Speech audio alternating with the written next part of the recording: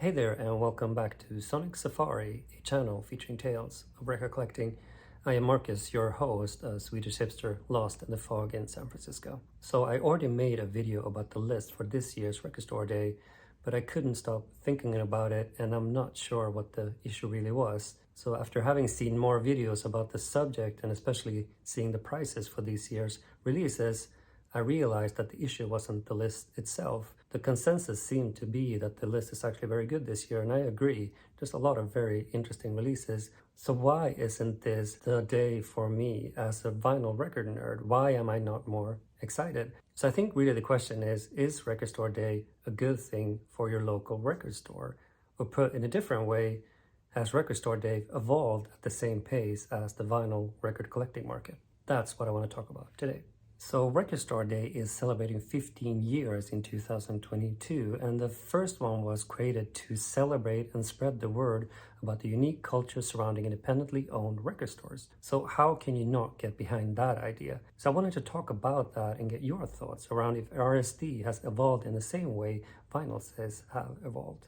So back in 2007, when Record Store Day started, the market looked very different. Streaming was taking over, sales were down, record stores were closing, so create a day to get people back in the store was a great idea. But now in 2022, does RSD still serve the same purpose when vinyl record sales since 2007 have increased every single year and now make up 41% of all total album sales in the US? So at its core, Record Store Day was really about offering exclusive pressings to give people a reason to get back into the store. However, now everyone has figured out that that's actually a great recipe for selling more. So we're getting pushed the same recipe 12 months a year to the point of saturation, I would say. The notion of exclusivity ranges from adding unreleased songs to colored vinyl, audiophile pressings, or down to details such as the weight of the vinyl itself, all slapped on a big hype sticker at the front of the record.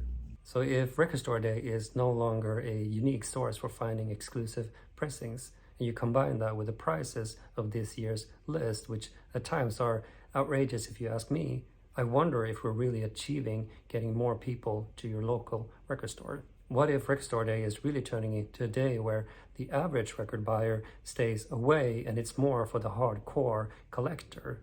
Or is that what it's supposed to be?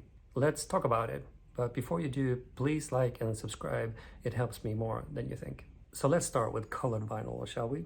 Because I get it, color vinyl is cool. It looks nice. The quality of the pressings have gotten much better lately, and it can go on to be worth something on the aftermarket if you care about that. What makes me a bit confused is the difference in price. Look at Unlimited Love from Red Hot Chili Peppers on silver vinyl pressed in 5,000 copies for $57.99 with a poster.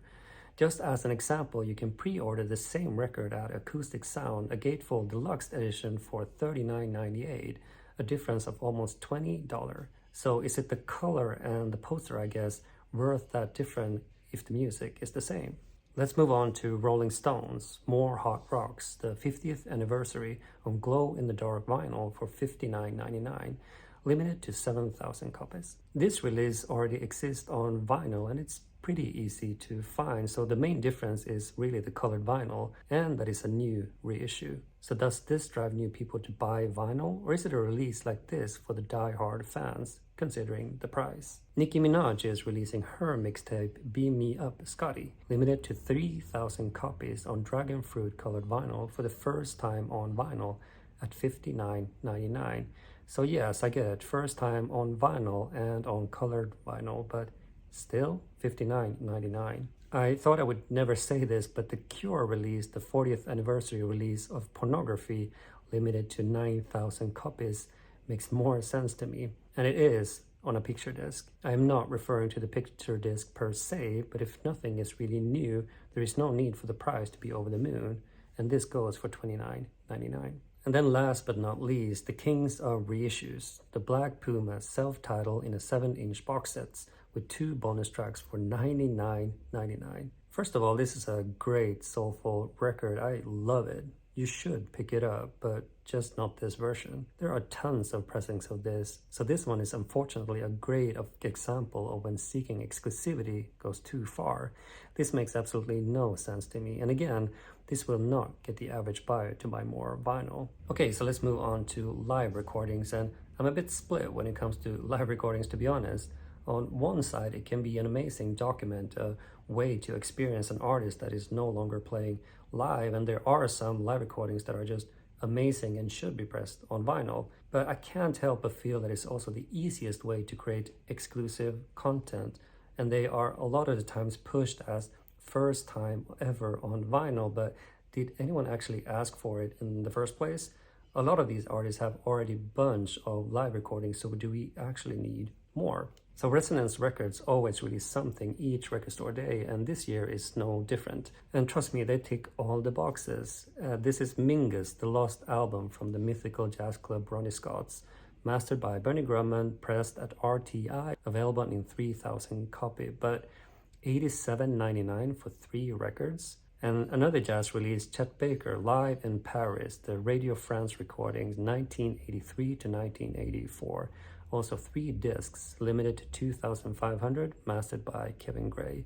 Sounds amazing, but again, the price is honestly outrageous, $84.99. Some other live recordings include Iggy Pop live in Berlin, limited to 4,000 copies on amber and clear vinyl for $34.99. Nick Cave and the Bad Seeds, Live Seeds, 2-disc set on red vinyl for $46.99, limited to 2,700 copies. And the Pixies, live at Coachella 2004 on yellow and orange vinyl, limited to 8,000 copies, featuring the concert after a decade-long hiatus. These are records that I could consider picking up. They sound great, but I'm not fan enough to pay these prices, to be honest. So these are in the end for the hardcore fans, in my opinion at least. Lastly, I wanted to talk about Bill Evans, also from Resonance Records, that are releasing a pair of records. Morning Glory, a live recording from Buenos Aires on a double album limited to 4,000 copies for $57.99, and the companion piece Inner Spirit, also a live recording from Buenos Aires for the same price.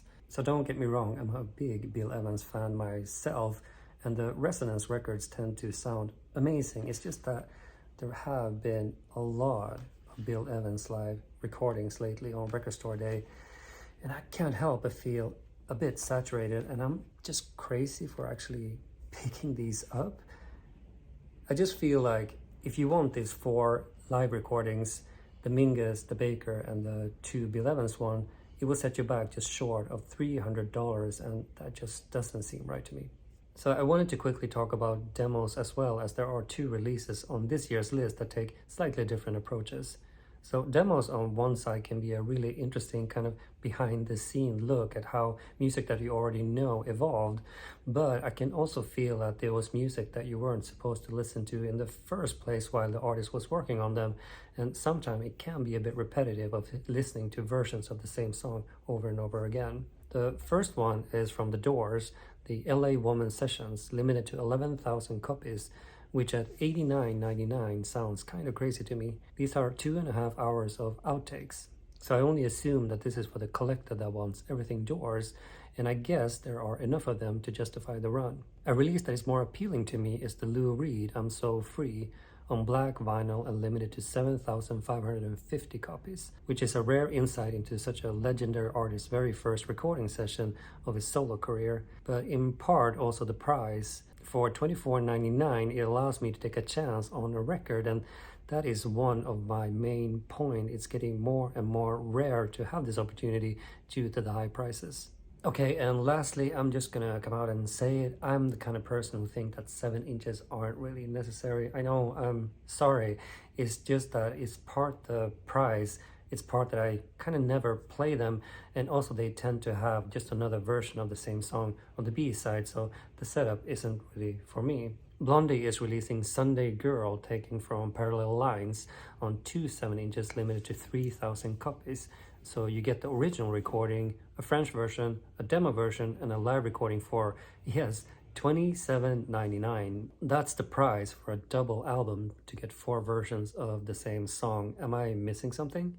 We also have the Alice in Chains' first studio EP, We Die Young, pressed in 14,350 copies that will cost you $14.99, and Foo Fighters' two-song 7-inch, Making a Fire by Mark Ronson and Chasing Birds by Preservation Hall Jazz Band, that will cost you $9.99. So basically $5 the song, which in the end is why I don't really do 7 inches, as I find them relatively expensive for something that I'm really not going to spend that much. Okay, so let me just stop for 1 second because I want to make it clear that the purpose of this video is not to tell you that you shouldn't pick something up from this year's Record Store Day.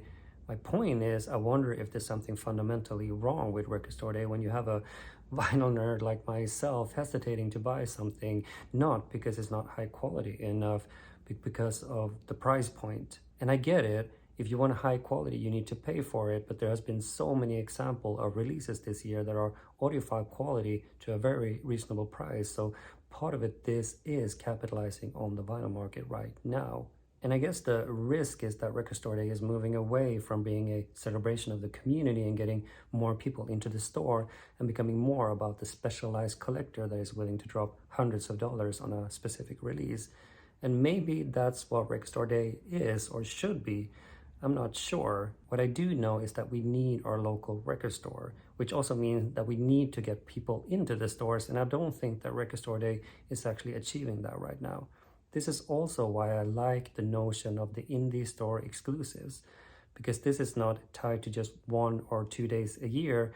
It's happening throughout the year. It's a reason for people to go more frequently into the store. There's not so much fear of missing out, and the prices are more reasonable. So I think that maybe we need a combination of the two. We have the Record Store Day for the specialized collector and then the indie store exclusive as a continuing way of getting more people into the store. I guess that to me, fundamentally, something does not feel right about Record Store Day, but I would love to hear your thoughts. Am I just being crazy, or is there something there to this point? All right, so that's it for today's episode. Please like and subscribe and all that good stuff. On the next episode, we're going to look at how you wear your record sleeves. Until then, tack och adjö.